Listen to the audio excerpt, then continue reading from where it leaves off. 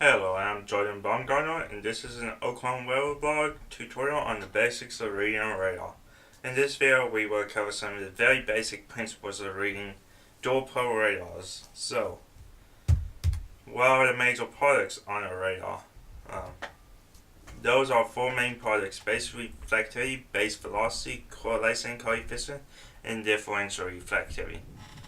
While most radars have been updated to dual pole radars, some radars are still single pole, and basically single pole radars can't give us as much information as dual pole radars can.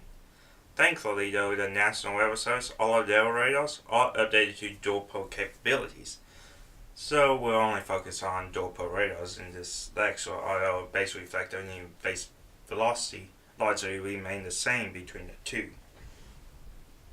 So first we'll start off with base reflectivity. Now this equation is going to seem a little hard or a little funky, but basically what this is saying, the larger the reflectivity factor or the larger readout displayed on the radar image, the more rain that's falling, or the larger diameter of the particles. Some important notes about this is that the bigger the reflectivity, the more water is in a droplet, or the bigger diameter it has. But one caveat to that is that melting ice will lead to a higher reflectivity factor due to the composition of the chemical of water in it. This water going through ice will cause a distortion in the reflectivity. And then if you do happen to find a single pole radar, you cannot say for sure what type of precipitation is falling in that area unless you again have dual pole or you have ground truth evidence of it, or enough meteorological evidence to overcome it. So this is what a base reflectivity radar looks like. The color tables on these can change, but they largely remain the same. Lighter colors generally represent light rain, like your blues and greens, and then your brighter colors will represent heavier rain, such as your yellows, oranges, and reds. Sometimes blacks and whites will be thrown in there on some color tables, especially used on TV. So just be aware of that and kind of have to know the color table they use. So now we'll move on to the next product, which is called base velocity. Now you'll see two colors on base velocity, two primary colors I should say. One will be winds coming towards the radar, and the other will be winds going away from the radar. So from this we can get a sense of rotation in the cloud. So we can see if a storm is spinning or not. And sometimes we get this feature where two colors come up against each other in a very narrow area, a couple pixels or wide. Pixels are these square areas here, not very wide. And this is what we call gate to gate. They are indicative of rotation. However, it is important to the sun that it does not represent a tornado always. Sometimes it can. It does represent that the storm is spinning, but in order to say that this might be a tornado, we must take into account how high off the ground it is. Now, the height at which the radar is scanning changes. It gets higher off the ground the further you get from the radar. So when you're close to the radar, you might be scanning the bottom section of the storm, but as you get far away from the radar, you are scanning the mid sections of the storm. So you aren't seeing the lowest level of rotation, which may not be as strong.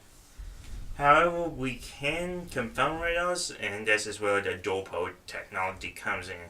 We'll see later on where correlation coefficient can be used to determine if a tornado is on the ground. But first, let's talk about differential reflectivity, or ZDR as it is commonly called. Now, this definition is going to look a little scary, but I'll break it down here in a second. But the definition is a measure of reflectivity, weighted mean shape of the hydrometers, and the radar volume difference between reflectivity factors. Okay, so what does that mean? It's basically the difference between the reflectivity of the vertical cross section and the horizontal cross section of the particle that's being measured. So here's the example of that. You can see here the horizontal reflectivity represented by Z8 and the vertical reflectivity represented by ZV. In this case, Z8 is greater than ZV, so we can see that it's more wider horizontal than it is vertically. So we can determine that this is a raindrop due to the characteristics of rain falling. The bigger the droplet, and if it's water, it will squish out, so it will be wide.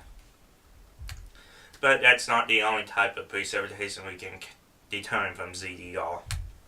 We can also see if it's hail or ice crystals. For hail, since it takes on a roughly round shape, you'll want ZDR values around 0 because the radius around the circle is the same everywhere around the circle. And for ice crystals, due to the way ice behaves and how water freezes, you'll see a more vertical alignment than horizontal. So your ZDR values will be less than 0. So we can get an indication of if there's rain, snow, ice, or hail falling in a storm. And finally, we will talk about correlation coefficient. Again, this definition is going to look a little hairy, but don't worry, I'll break it down again. So the definition, a measure of variability of scattering between the horizontal and vertical polarizations. Okay, so this sounds a lot like ZDR, and in fact it is, how we just interpret it differently. So basically it's how round the particle is, or how cohesive the particle is. So typical CC values you see are greater than 0.97 for rain or hail, so close to 1. And as we move farther away down to 0.8 to 0.97, we say that these are most typical of melting snow or hail.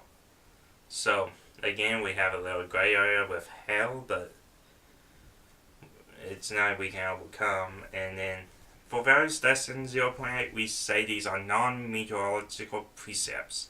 So basically we are saying that these could be things falling from the sky, such as, or in the sky I should say, such as debris from military operations, or even debris from tornadoes that they picked off and elevated up into the clouds.